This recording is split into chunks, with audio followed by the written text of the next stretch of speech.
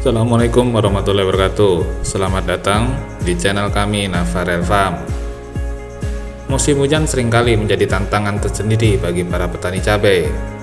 Karena tingginya kelembapan dapat memicu berbagai penyakit yang disebabkan oleh jamur patogen. Pada video kali ini kita akan membahas bagaimana menggunakan Trichoderma sebagai solusi alami dan ramah lingkungan untuk mengatasi masalah ini. Mulai dari cara kerjanya, manfaatnya, hingga teknik aplikasinya di lahan cabai. Simak terus agar panen tetap optimal meski di tengah musim hujan.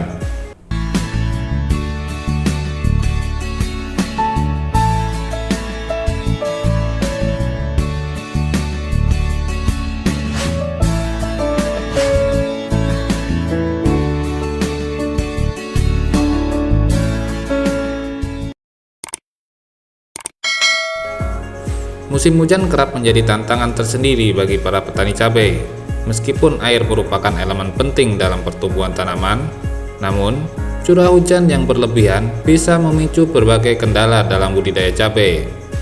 Salah satu dampak utama dari musim hujan adalah meningkatnya kadar keasaman pH tanah yang dipengaruhi oleh air hujan yang cenderung bersifat asam. Kondisi ini meningkatkan kelembapan tanah secara signifikan, menciptakan lingkungan yang ideal bagi perkembangan penyakit, serta menghambat pertumbuhan tanaman cabai. Tanaman cabai yang tumbuh dalam kondisi kelembapan tinggi seringkali menunjukkan pertumbuhan yang terhambat.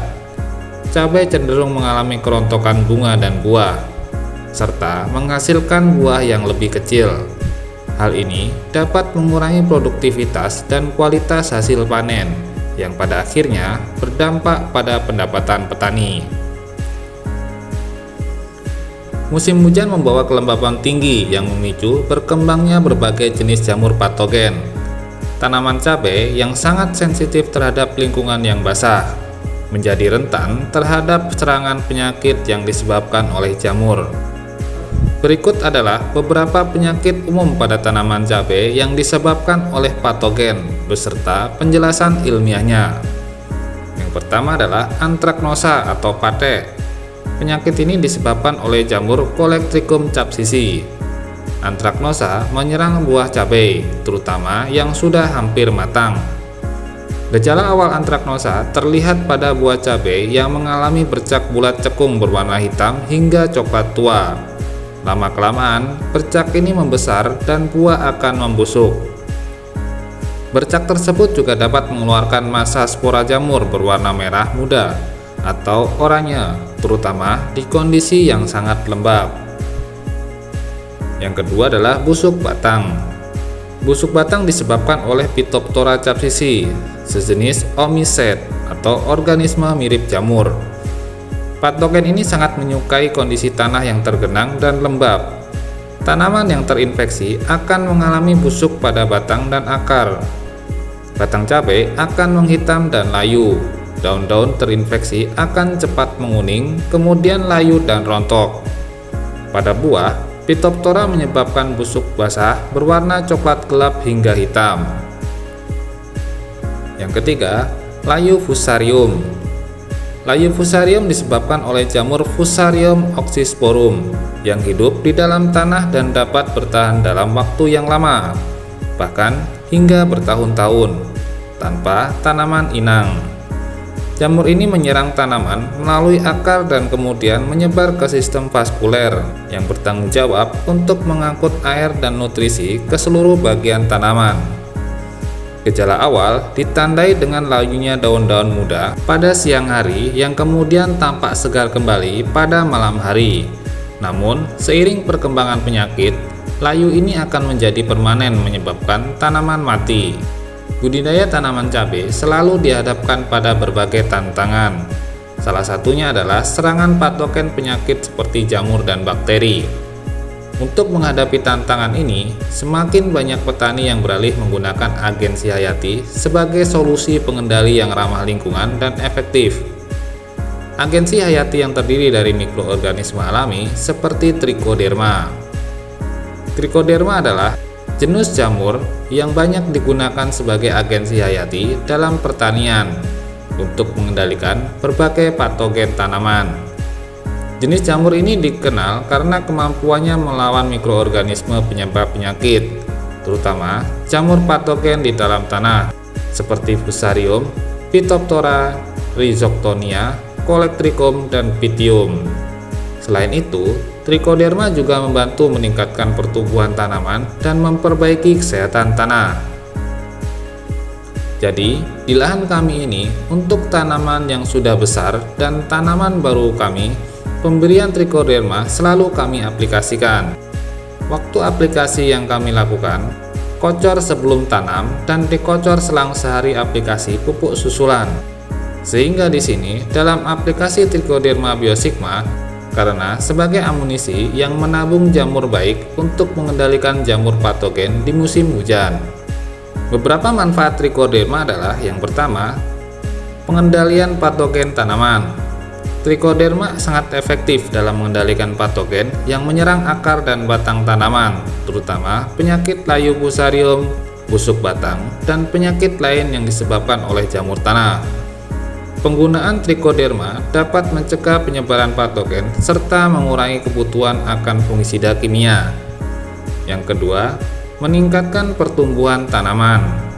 Selain mengendalikan penyakit, Trichoderma juga memiliki kemampuan untuk merangsang pertumbuhan tanaman. Hal ini disebabkan oleh kemampuannya dalam membantu akar menyerap nutrisi lebih baik serta meningkatkan produksi hormon pertumbuhan alami seperti auksin.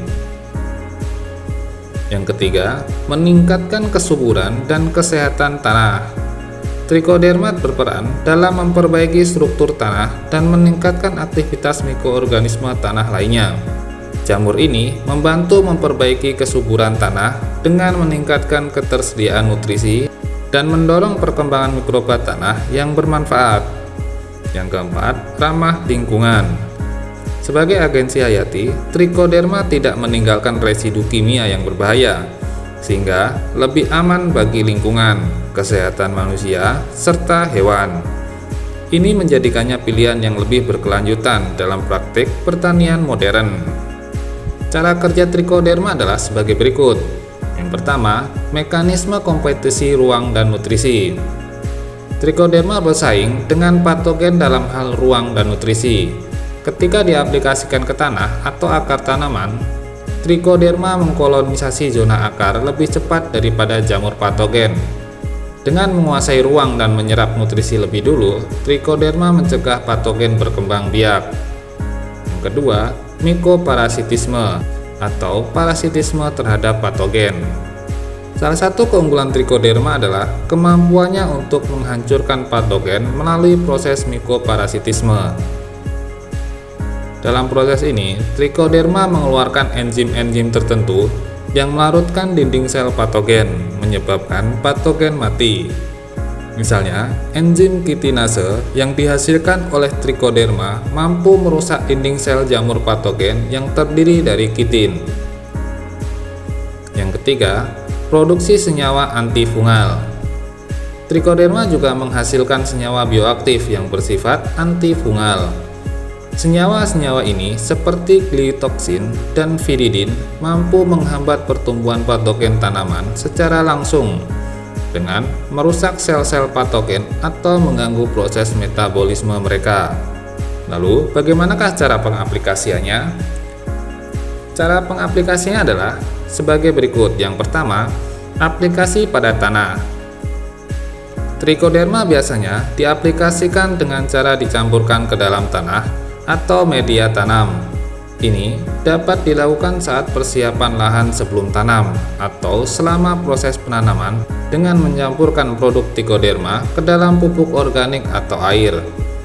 Aplikasi ini efektif untuk mencegah patogen tanah seperti Fusarium, Rhizoctonia, dan Phytophthora. Yang kedua, aplikasi pada benih. Benih tanaman dapat direndam dalam larutan yang mengandung Trichoderma sebelum ditanam.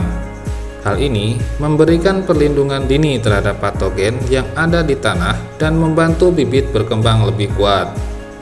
Yang ketiga, aplikasi pada daun atau foliar. Beberapa strain Trichoderma juga bisa diaplikasikan langsung pada daun, untuk mengendalikan patogen daun.